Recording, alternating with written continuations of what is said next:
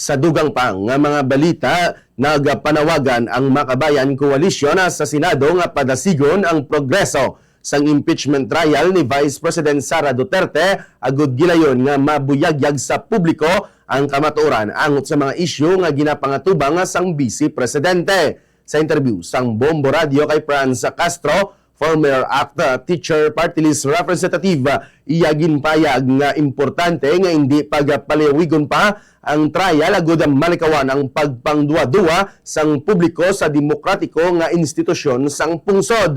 Suno kay Castro, makaalarma ang dalagan sa unang bahin sang trial kung sa diinan naglawig sang 3 adlaw ang cross-examination sa unang witness sang prosecution.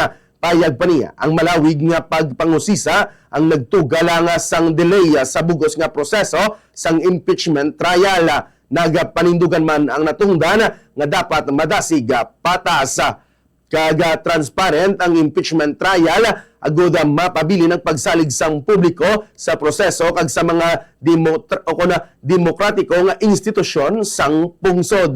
Yari bala pamatian nato na nangin kabay na sang payag ni Franz Castro. Hindi na ganun ka-dragging. Biro mo, 3 araw yan, isang witness pa lang yung nabilig. Hopefully, matupad yung schedule kasi 3 witness yan sa, kailan ba yan? July 13, 14, and 15. Sana matapos yan kasi meron pang isang NBI, cybercrime, sa cybercrime division, tapos meron pang taga-correctional, Bureau of Correctional, at saka nga itong si Attorney Lopez. So sana maging mabilis na dahil 11 days lang yung nilalaan ng